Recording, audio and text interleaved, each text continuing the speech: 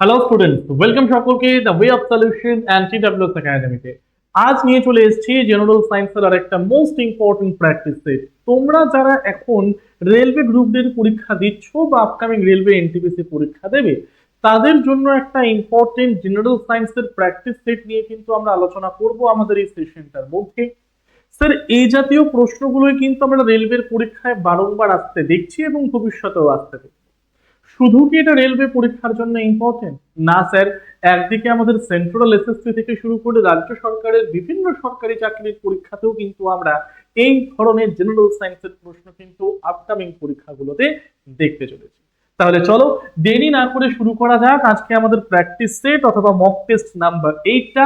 তার আগে প্রত্যেকের কাছে আমার একটা রিকোয়েস্ট, কার কতটা ঠিক হলো, কারণ আজকে আমরা 30টা কোশ্চেন সলভ করতে চলেছি, এর মধ্যে কার কটা উত্তর ঠিক হলো সেটা কিন্তু আমাকে কমেন্টের মধ্যে লিখে একটু জানাতে হবে যে স্যার আমাদের এতটা ঠিক হয়েছে। ঠিক আছে, তাহলে চলো দেরি না করে শুরু করা যাক। আজকে আমাদের প্রথম প্রশ্ন, কে প্রথম আবিষ্কার করেন যে প্রতিটি অষ্টম মৌলের বৈশিষ্ট্য প্রথমটির অনুরূপ? অর্থাৎ স্যার, সা রে গা মা পা ধা নি আবার সা, তার মানে 1 নাম্বার 8 নাম্বার সুর রিপিট করছে না, 1 নাম্বার 8 নাম্বার রিপিট করছে না। তো তাহলে কে প্রথম বলেছিলেন যে পর্যায় সারণীটাকে আমি যেভাবে সাজালাম মৌলগুলোকে দিয়ে, তার মধ্যে 1 নাম্বার আর 8 নাম্বার এই দুজনের মধ্যে রাসায়নিক সাদৃশ্যতাটাকে থাকতে দেখবে?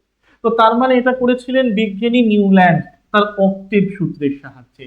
তাহলে রাইট অ্যান্সার হলো অপশন নাম্বার এ, নিউল্যান্ডের ল অফ অক্টেভ। নিউল্যান্ডের, এটাকে আমরা বলি নিউল্যান্ডের ল অফ অক্টেভ বা অষ্টক সূত্র যাকে বলা হয় ইংলিশে। ঠিক আছে, নিউল্যান্ডের ল অফ অক্টেভ বা অষ্টক সূত্র বলা। সেকেন্ড ডেটটা, উদ্ভিজ্জ তেলের হাইড্রোজিনেশনে অনুঘটক হিসেবে নিচের কোনটি ব্যবহৃত হয়? উদ্ভিজ্জ তেলের হাইড্রোজিনেশন। স্যার, হাইড্রোজিনেশন মানে কি?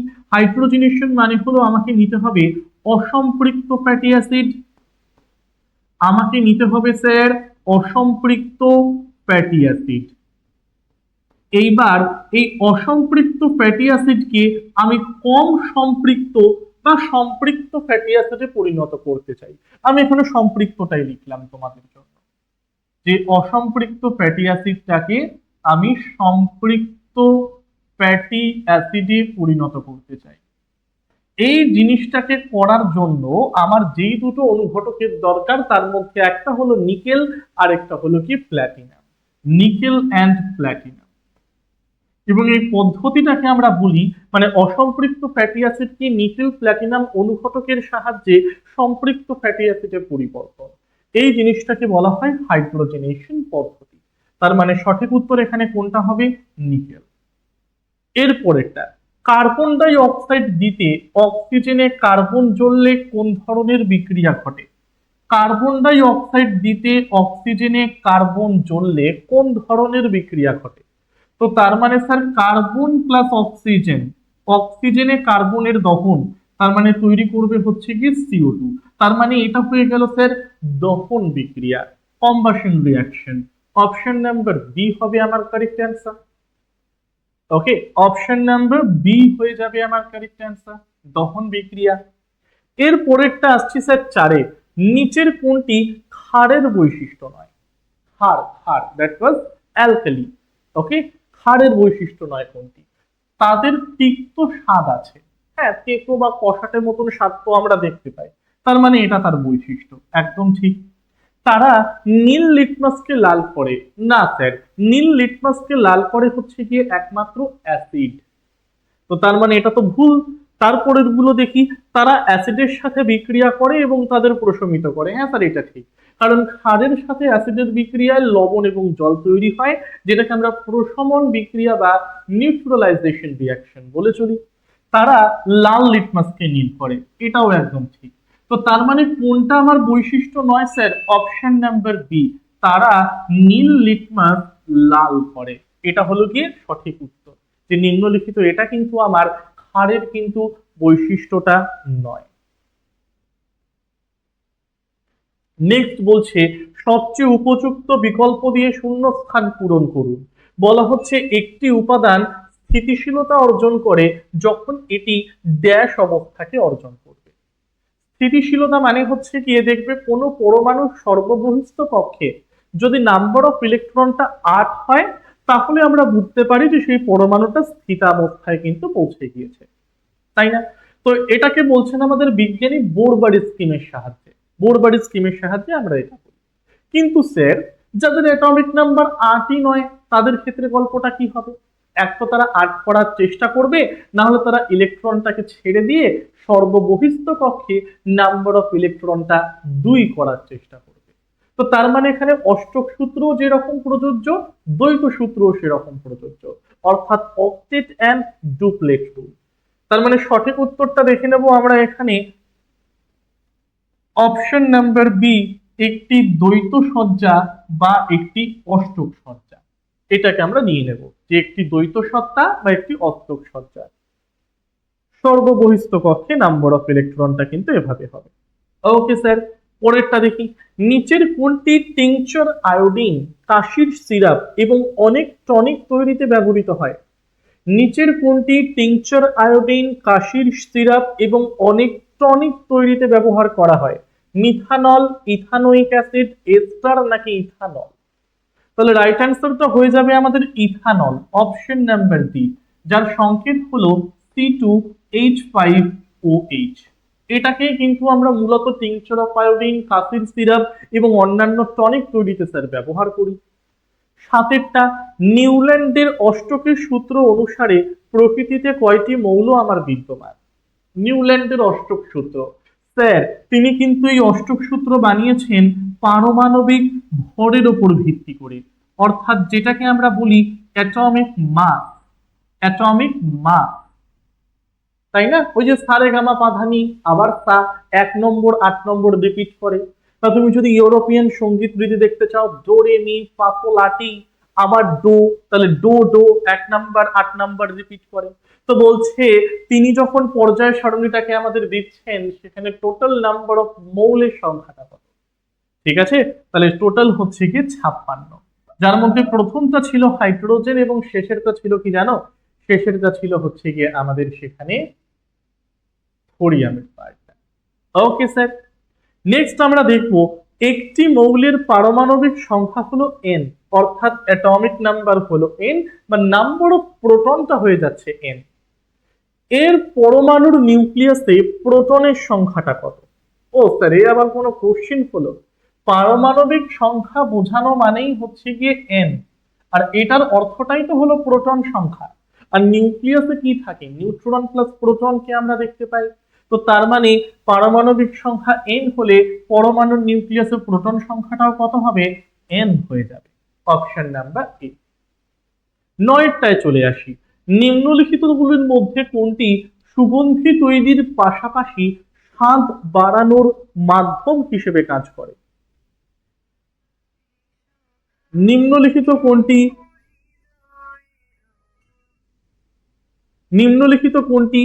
সুগন্ধি তৈরির পাশাপাশি স্বাদ বাড়ানোর মাধ্যম হিসেবেও কিন্তু কাজ করে? নিম্নলিখিত কোনটি সুগন্ধি তৈরির পাশাপাশি স্বাদ বাড়ানোর মাধ্যম হিসেবেও কিন্তু কাজ করে?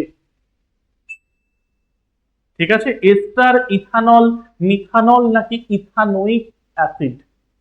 তাহলে সঠিক উত্তরটা এখানে নিয়ে নাও এস্টার, কারণ সুগন্ধি তৈরির পাশাপাশি স্বাদ বাড়ানোর জন্য কিন্তু আমরা এস্টারটাকে ব্যবহার করে চলি। চলো 10এরটা, ড্যাশের পারমাণবিক সংখ্যা সহ একটি মৌল একটি ক্ষারীয় অক্সাইড গঠন করে?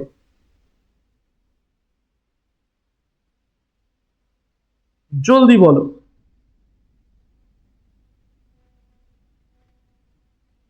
ড্যাশের পারমাণবিক সংখ্যা সহ একটি মৌল একটি ক্ষারীয় অক্সাইড গঠন করে? ড্যাশের পারমাণবিক সংখ্যা বিশিষ্ট মৌল যা ধাতু হওয়ায় ক্ষারীয় অক্সাইড গঠন করে। জলদি বলে ফেলো সকলে। একটা পয়েন্ট মাথায় রাখবে, আমি তোমাদের আগের ক্লাসগুলোতেও পড়িয়েছিলাম, ধাতুর কাজ হলো কি আমাদের ক্ষারীয় অক্সাইডটাকে তৈরি করা, অধাতুর কাজ হলো কি অম্লীয় অক্সাইডটাকে তৈরি করা। তো তার মানে ক্ষারীয় অক্সাইড তৈরি করবে মানে হলো গিয়ে কোনো ধাতু, আর আমাকে এখানে ধাতুর পারমাণবিক সংখ্যাটা বের করতে হবে। স্যার 7 হলো গিয়ে নাইট্রোজেন অধাতু, 6 হলো গিয়ে কার্বন অধাতু, 17 হলো গিয়ে ক্লোরিন অধাতু, একমাত্র ক্যালসিয়াম হলো গিয়ে 20। তাই অপশন নাম্বার বি হবে আমার রাইট অ্যান্সার। ঠিক আছে স্যার, 7 হচ্ছে গিয়ে নাইট্রোজেন, 20 হলো ক্যালসিয়াম, 17 হলো ক্লোরিন, 6 হচ্ছে গিয়ে আমাদের কার্বন। তাহলে অপশন নাম্বার বি আমাদের কারেক্ট অ্যান্সার। 11টা নিউল্যান্ডের পর্যায় সারণীর শ্রেণীবিন্যাসের দশম উপাদানটি নিম্নলিখিতগুলির মধ্যে কোনটির অনুরূপ? নিউল্যান্ডের পর্যায় সারণীর শ্রেণীবিন্যাসের দশম উপাদানটি নিম্নলিখিতগুলোর মধ্যে কোনটির অনুরূপ? নিম্নলিখিতগুলির মধ্যে কোনটির অনুরূপ? কমেন্টে উত্তর দিয়ে দাও সকলে তোমরা।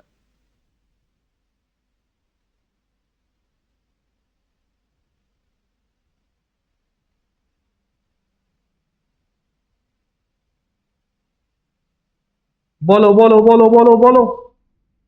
তো তার মানে স্যার আমরা কি পড়লাম, যে 1 নম্বর 8 নম্বর রিপিট করবে, তার মানে মাঝখানে কি 1 আর 8-এর মাঝখানে 7 জনের গ্যাপ, তাই না? তাহলে 7 জনের গ্যাপটাকে বাদ দিলেই আমি অ্যান্সারটা পেয়ে যাব।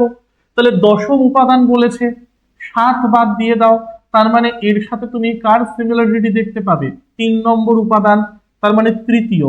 অপশন নাম্বার ডি হবে আমার কারেক্ট অ্যান্সার। 12টা নিচের কোন মৌলের শেষ কক্ষপথে 8টি ইলেকট্রন সহ মোট 3টে কক্ষ আমার রয়েছে? নিচের কোন মৌলের শেষ কক্ষপথে 8টি ইলেকট্রন সহ মোট 3টে কক্ষ আমার রয়েছে? তাহলে 3টে কক্ষ, কে এল এম। এখানে কে এল এম আমি লিখছি কেন, আমি সেই দিকে আর যাবই না। 3টে কক্ষ ইজিলি মারুন, প্রথমটায় 2টো, তারপরেরটায় 8টা, আর শেষ কক্ষপথে রয়েছে 8টা। 8 8 16, 16 আর 2 হচ্ছে গিয়ে 18। তাহলে 18টা হলো কোন মৌলের নাম? তাহলে 18টা হচ্ছে গিয়ে argon, helium, neon, argon, krypton, xenon, radon. হিলিয়ামেরটা 2, আর্গনের সরি নিয়নেরটা 10, আর আর্গনেরটা কত হয়ে যাচ্ছে আমাদের 18। তার মানে অপশন নাম্বার সি হবে আমার রাইট অ্যান্সার, আর্গন। আর্গন। ওকে, অপশন নাম্বার সি হবে আমাদের রাইট অ্যান্সার, আর্গন। 8টি ইলেকট্রন সহ 3টে কক্ষের সংখ্যা কিন্তু তারা বলেছে, তার মানে আর্গন হবে আমার right answer. Helium, neon, argon. চলো পরেরটা 13। নাইট্রোজেনের নিম্নলিখিত অক্সাইড গুলির মধ্যে কোনটি লাফিং গ্যাস নামে পরিচিত? স্যার লাফিং গ্যাস মানে হলো কি নাইট্রাস অক্সাইড। নাইট্রাস অক্সাইডের সংকেত হলো গিয়ে N2O। অপশন নাম্বার ডি, এটাকে আমরা স্যার বলি নাইট্রাস অক্সাইড। এটাকে আমরা বলি নাইট্রাস অক্সাইড। এটাকে আমরা বলি নাইট্রাস অক্সাইড। ঠিক আছে, পরেরটায় চলে যাই। নিচের কোন ধাতুটি শীতল জলের সাথে প্রবলভাবে বিক্রিয়া করে? নিচের কোন ধাতুটি প্রবল জলের সাথে তীব্রভাবে বিক্রিয়া করে, সরি শীতল জলের সাথে প্রবলভাবে বিক্রিয়া করে? ঠিক আছে, শীতল জলের সাথে দেখবে যে ধাতুগুলো অতি সক্রিয়, যেরকম সোডিয়াম, পটাশিয়াম, এরা এরা ঠান্ডা জলের সাথেও কিন্তু তীব্র হারে বিক্রিয়াটা করে, কারণ এরা হচ্ছে গিয়ে একা থাকতে পারে না, অলওয়েজ কারোর না কারোর সাথে রিয়াক্ট করে যায়, তাই না? এতটাই সক্রিয় হয়। তো এখানে সোডিয়াম নেই, বাট স্যার পটাশিয়াম আছে, তাই অপশন নাম্বার এ হবে আমার রাইট অ্যান্সার। 15টা এম কক্ষে কত সংখ্যক ইলেকট্রনকে স্থান দেওয়া যায়? এম কক্ষে কত সংখ্যক ইলেকট্রনকে স্থান দেওয়া যায়? এম কক্ষে কত সংখ্যক ইলেকট্রনকে স্থান দেওয়া যায়? 18, 8, 2 নাকি 32? 18, 8, 2 নাকি 32? গল্পটা ভালো করে বোঝো স্যার। কে, তারপরে এল, তারপরে এম। এম মানে হলো গিয়ে 3 নাম্বার কক্ষপথ, তাহলে 2n² ফর্মুলা অ্যাপ্লাই করো। এন মানে হলো নাম্বার অফ অরবিট বা কক্ষপথ, যার সংখ্যাটা হলো 3, তাহলে 2 × 3² মানে 9 × 2 মানে হলো গিয়ে স্যার 18। তাই অপশন নাম্বার এ হবে আমার রাইট অ্যান্সার, 18টা। ঠিক আছে, পরবর্তী প্রশ্নে যাওয়ার আগে প্রত্যেকের জন্য দুটো ইম্পর্টেন্ট অ্যানাউন্সমেন্ট। নাম্বার ওয়ান, আমাদের TWS একাডেমির তরফ থেকে কিন্তু অলরেডি বই লঞ্চ করা হয়ে গিয়েছে, যার মধ্যে জিকে এক্সপ্রেস তো অনেকদিন আগেই লঞ্চ করা হয়ে গিয়েছে এবং স্টকও অলমোস্ট শেষই বলতে পারো। আরেকটা হলো গিয়ে WBP সাকসেস গাইড। ওকে, এই দুটো বই কিন্তু অলরেডি বের হয়ে গিয়েছে। তার মধ্যে জিকে এক্সপ্রেস যে বইটা, সেটা হলো গিয়ে তোমাদের জিকে জিএস এর প্রত্যেকটা সাবজেক্ট, সেটা হিস্ট্রি হোক, পলিটি হোক, জিওগ্রাফি, জেনারেল সায়েন্সের মধ্যে physics, chemistry, bio and computer, EVS, economy, static GK. তো এই প্রত্যেকটা জিকে জিএস এর মধ্যে যে সাবজেক্ট গুলোকে আমরা পড়ি, এই প্রত্যেকটা সাবজেক্টের একদম টপিক ভিত্তিক এমসিকিউ, যেই এমসিকিউ গুলো তোমরা তোমাদের আপকামিং এসএসসি, রেলওয়ে, WBPSC এছাড়াও রাজ্য সরকারের পুলিশ এবং অন্যান্য পরীক্ষায় তোমরা কিন্তু সেই টাইপের প্রশ্নগুলোকে কমন পেতে চলেছো। তার মানে স্যার থিওরি পড়লেই তো হবে না, কোশ্চেনও তো প্র্যাকটিস করতে হবে। কিন্তু অঙ্কের মতন তো স্যার আমরা চ্যাপ্টার ওয়াইজ প্রশ্ন পাচ্ছি না, তাহলে কি করে প্র্যাকটিস করব?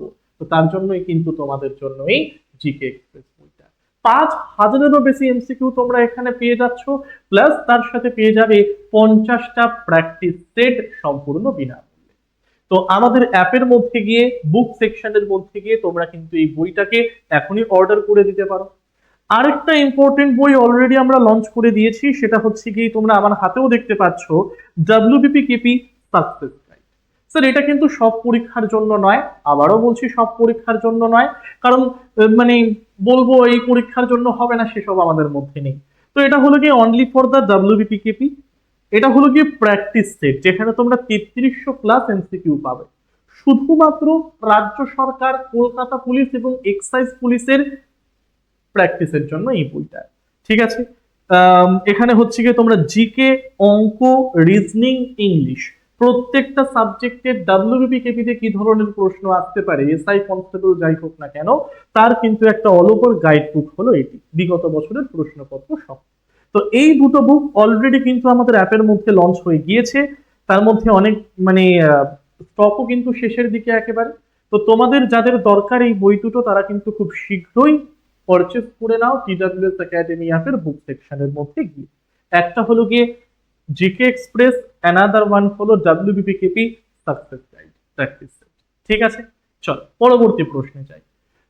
নিম্নলিখিত কত পিএইচ মাত্রার মধ্যে মানব দেহ কাজ করে? নিম্নলিখিত কত পিএইচ মাত্রার মধ্যে মানব দেহ কাজ করে? নিম্নলিখিত কত পিএইচ মাত্রার মধ্যে মানব দেহ কাজ করে বলো। তাহলে মানব দেহের বিভিন্ন শারীরবৃত্তীয় কাজ করার জন্য পিএইচ ভ্যালুটা স্যার কত হওয়া প্রয়োজন? তাহলে সঠিক উত্তরটা দেখে নিয়ে আমরা অপশন নাম্বার সি, 7.0 থেকে 7.8 হলেই স্যার যথেষ্ট। 17টায় চলে আসি, নিচের কোনটি ঊর্ধ্বপাতনের মধ্যে দিয়ে যেতে পারে? স্যার ঊর্ধ্বপাতন মানে কি? ঊর্ধ্বপাতন মানে হলো গিয়ে কঠিন পদার্থ, এটাকে আমি তাপ প্রয়োগ করব, তাহলে তার তরল পদার্থে পরিণত হওয়ার কথা। কিন্তু কঠিন পদার্থকে তাপ প্রয়োগ করলে সে যদি সরাসরি গ্যাসে পরিণত হয়, অর্থাৎ মাঝখানে তরল পদার্থ আমার থাকে না, গ্যাসে পরিণত হয়, তখন সেটাকে আমরা বলি হলো গিয়ে ঊর্ধ্বপাতন বা সাবলিমেশন। তাহলে এখানে কে দেখাবে? স্যার অ্যামোনিয়াম ক্লোরাইড, NH4Cl, যাকে আমরা বাংলায় বলি নিশাদল, বা ইংলিশের আরেকটা নাম হলো গিয়ে স্যাল অ্যামোনিয়া। তাহলে এ হলো গিয়ে ঊর্ধ্বপাতনের মধ্যে দিয়ে কিন্তু যেতে পারে। তাহলে 18টায় চলে আসি, সবচেয়ে কঠিন প্রাকৃতিক পদার্থ কোনটি? একটা হিন্ট দিই তোমাদের জন্য, এ কিন্তু কার্বনের একটা অ্যালোট্রোপ। সবচেয়ে কঠিন প্রাকৃতিক পদার্থ যেটা, এ কিন্তু আমার কার্বনের একটা অ্যালোট্রোপ স্যার, অর্থাৎ রূপভেদ। তো এবারে বলো, তামা হবে, হিরে হবে, লোহা হবে, নাকি গ্রাফাইট হবে? সবচেয়ে কঠিন প্রাকৃতিক পদার্থ কোনটি? তাহলে সঠিক উত্তর হিরে, কার্বনের রূপভেদ হিরে। 19টা, প্রথম পর্যায়ের মৌলগুলোর কক্ষের সংখ্যা আমার কত? প্রথম পর্যায়ের মধ্যে কিন্তু আমরা দুটো মৌল দেখতে পাই। যদি আধুনিক পর্যায়ের সারণীও নিই অথবা নিয়ে যদি আমরা, তাহলে প্রথম পর্যায়ে শুধুমাত্র হাইড্রোজেন বর্তমান আর হিলিয়াম বর্তমান। হাইড্রোজেনের অ্যাটমিক নাম্বার 1, হিলিয়ামের অ্যাটমিক নাম্বার 2। তাহলে প্রথম পর্যায়ে কক্ষের সংখ্যা আমার একটি। Option number B. ঠিক আছে, চলো 20টা। নিম্নলিখিত গুলির মধ্যে কোনটিকে কার্বনের বিজারণ দ্বারা পাওয়া যায় না? নিম্নলিখিত গুলির মধ্যে কোনটিকে কার্বনের বিজারণ দ্বারা পাওয়া যায় না? নিম্নলিখিত গুলির মধ্যে কোনটিকে কার্বনের বিজারণ দ্বারা পাওয়া যায় না? ঠিক আছে, চলো জলদি বলো, কার্বন বিজারণ, কার্বন বিজারণ। তাহলে সঠিক উত্তরটা এখানে আমরা দেখে নেব, এটা হলো কি স্যার সোডিয়াম। কারণ সোডিয়াম হলো গিয়ে তীব্র রিয়াক্ট করতে পারে, মানে তীব্র বিক্রিয়াশীল একটা ধাতু। ওকে, তাই এটাকে আমরা ইলেকট্রোলাইসিসের মাধ্যমে আলাদা করতে পারি, বা সহজ ভাষায় বললে তড়িৎ বিশ্লেষণের মাধ্যমে সোডিয়ামটাকে আমরা পেতে পারি, কিন্তু কার্বন বিজারণ দ্বারা পাওয়া পসিবল নয়। তাই অপশন নাম্বার বি সোডিয়াম হবে আমার রাইট অ্যান্সার। 21, আধুনিক পর্যায় সারণীতে একটি জিগজ্যাগ রেখা কি আলাদা করে? আধুনিক পর্যায় সারণীতে একটি জিগজ্যাগ রেখা কি আলাদা করে? দেখবে তোমরা এরকম দেখতে পাবে একটা জিগজ্যাগ রেখা থাকে। যে জিগজ্যাগ রেখাগুলোর মূল উপাদানগুলো হচ্ছে গিয়ে ধাতু কল্প, তাই না? ধাতু কল্প। তাহলে পর্যায় সারণীতে একটু ডান দিক ঘেঁষে আমরা দেখতে পারবো যে এরকম একটা জিগজ্যাগ লাইন নেমেছে, যার মধ্যে ধাতু কল্পগুলো বিদ্যমান। তো এই ধাতু কল্পর বাঁ দিকে রয়েছে ধাতু, আর ডান দিক বরাবর রয়েছে অধাতু। তাহলে জিগজ্যাগ রেখাটা কি আলাদা করে? ধাতুকে অধাতু থেকে আলাদা করে। ওকে, ধাতু কল্প কেন বলবো না স্যার? কারণ এই জিগজ্যাগ লাইনের মধ্যে থাকা উপাদানটাই তো হলো গিয়ে আমাদের ধাতু কল্প, তাই না? চলো 22, নিচের কোন গ্যাস রুটি বা কেককে নরম ও স্পঞ্জি করে তোলে? মানে তুলতুলে পাউরুটির মতন যেরকম দেখি না, সেরকম। তাহলে নিচের কোন গ্যাস রুটি বা কেককে নরম ও স্পঞ্জি করে তোলে? নিচের কোন গ্যাস রুটি বা কেককে নরম বা স্পঞ্জি করে তোলে? নরম বা স্পঞ্জি করে তোলে।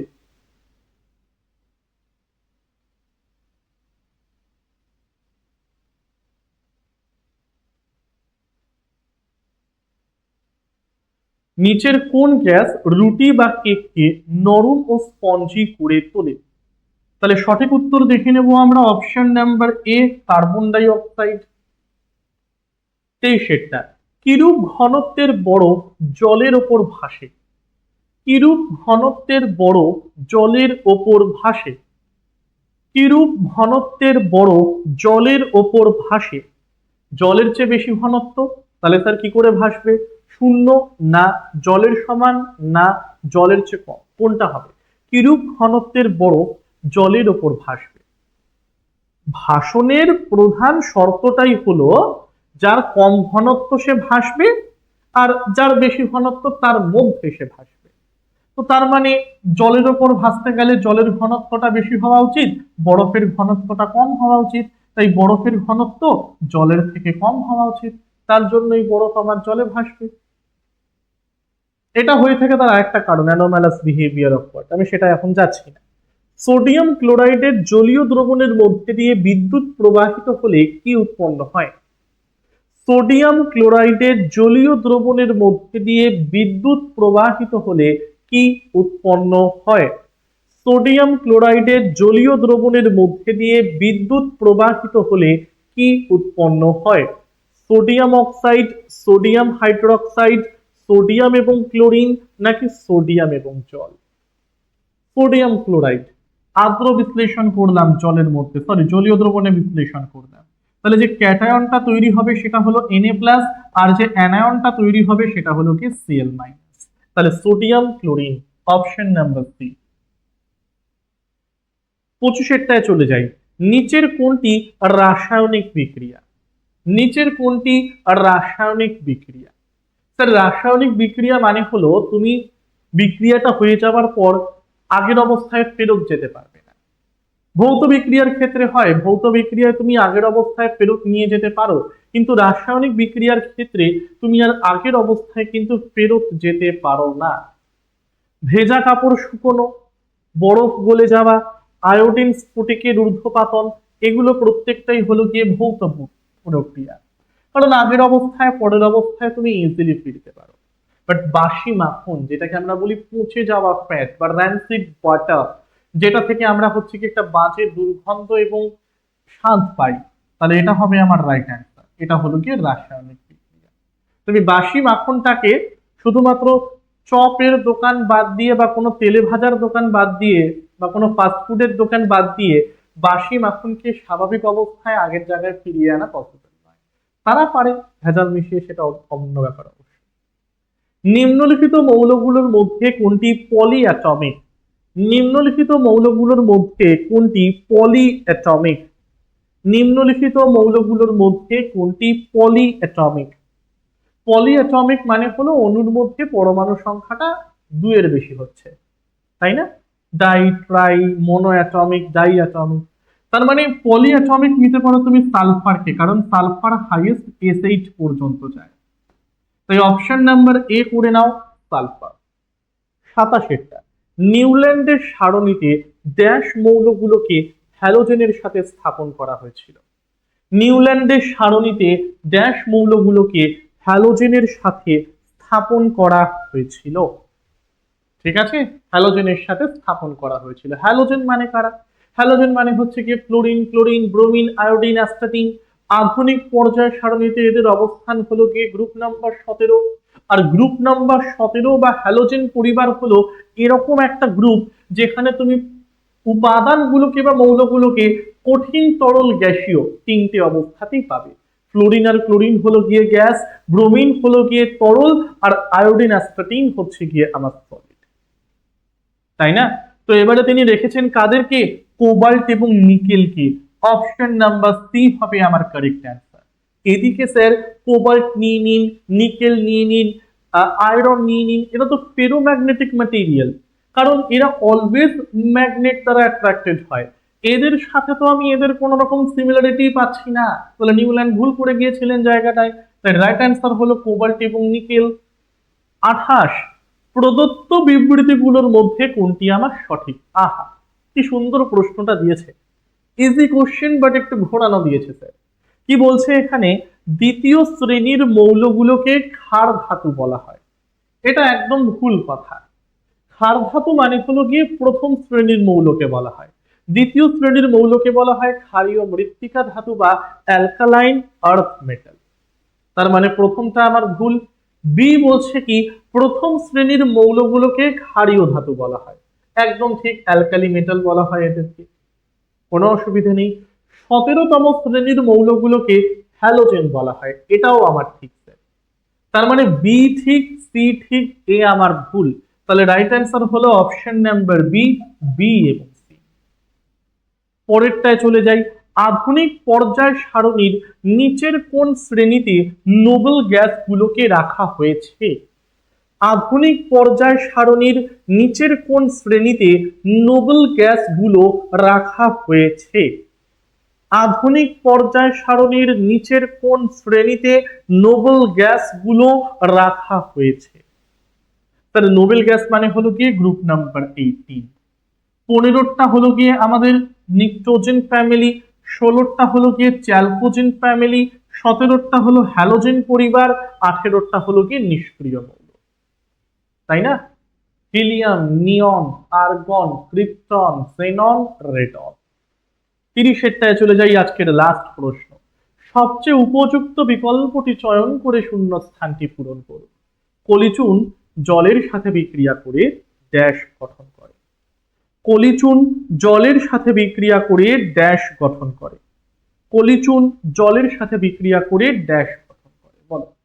তার কলিচুন, যার সংকেতটা হলো কি ক্যালসিয়াম অক্সাইড বা CaO, এ যদি আমার জলের সাথে বিক্রিয়া করে তখন এ তৈরি করবে ক্যালসিয়াম হাইড্রোক্সাইড বা CaOH হোল টুকে।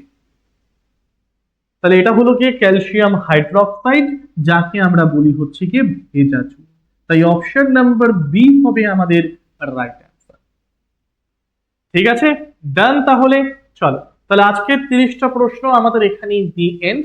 তোমাদের প্রত্যেকের জন্য একটা ইম্পর্টেন্ট অ্যানাউন্সমেন্ট আছে। যারা আগামী বছর অর্থাৎ 2027-এ এএনএম জিএনএম পরীক্ষায় বসতে চলেছো, তাদের জন্য কিন্তু আমরা TWS একাডেমির তরফ থেকে নিয়ে চলে এসেছি এএনএম জিএনএম 2027-এর ফাউন্ডেশন ব্যাচ, যেখানে তোমরা এএনএম জিএনএম এর প্রত্যেকটা সাবজেক্টের থিওরি, একদম এ টু জেড টপিক ভিত্তিক থিওরি তোমরা পেয়ে যাচ্ছ।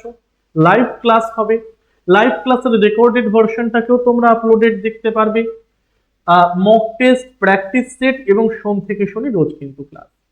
ডিউরেশন হচ্ছে গিয়ে 3 মাসের জন্য, আর তুমি mock test, practice set, class note, PDF এবং রেকর্ডেড ভিডিও এগুলোকে কিন্তু তুমি 15 মাস ধরে অ্যাক্সেস করতে পারবে। ঠিক আছে, তাহলে ক্লাসেস কিন্তু আমাদের চলছে। যারা যারা এএনএম জিএনএম এর স্টুডেন্ট রয়েছে তারা কিন্তু দেরি না করে অবশ্যই ভর্তি হয়ে যাও এই ব্যাচটির মধ্যে। তোমাদের মধ্যে থেকে যারা এবছর এমটিএস এবং জিডির পরীক্ষা দিচ্ছ এসএসসির ক্ষেত্রে, তাদের জন্য কিন্তু ফাউন্ডেশন ব্যাচ তোমরা পেয়ে যাবে আমাদের অ্যাপের মধ্যে, যেখানে কিন্তু নতুন একটা বিষয় অ্যাড করা হয়েছে বাংলার মধ্যে প্রথম, সেটা হলো কি আমাদের হিন্দি। অনেক স্টুডেন্ট আমাদের বলে স্যার ইংলিশে কেন, শুধু হিন্দিটা পড়ালে আমাদের খুব ভালো হয়। তাহলে হিন্দির জন্যও কিন্তু স্যার চলে এসছেন, যিনি একেবারে তোমাদের বেসিক থেকে অ্যাডভান্স লেভেল পর্যন্ত এক্সপার্ট বানিয়ে দিয়ে যাবেন, এটুকুনি কথা। ঠিক আছে, তাহলে এই ব্যাচটাকেও তোমরা দেখতে পারো, SSC GD MTS foundation batch. আচ্ছা, বর্তমানে আমাদের টিডব্লিউএস একাডেমি অ্যাপের মধ্যে এই ব্যাচগুলো running: combined foundation 7.0, GD MTS foundation 2027, Gram Panchayat foundation, WBPKP foundation 2.0, ANM GNM foundation, WBPKP practice batch. এগুলো কিন্তু বর্তমানে এখন তোমাদের রানিং চলছে। অ্যাপ রিলেটেড বা ব্যাচ রিলেটেড যদি কোনো কোয়ারি থাকে তাহলে স্ক্রিনের নিচে দেওয়া নাম্বারে একবার কল অথবা হোয়াটসঅ্যাপ করে নিও 9062160805 এই নাম্বারে।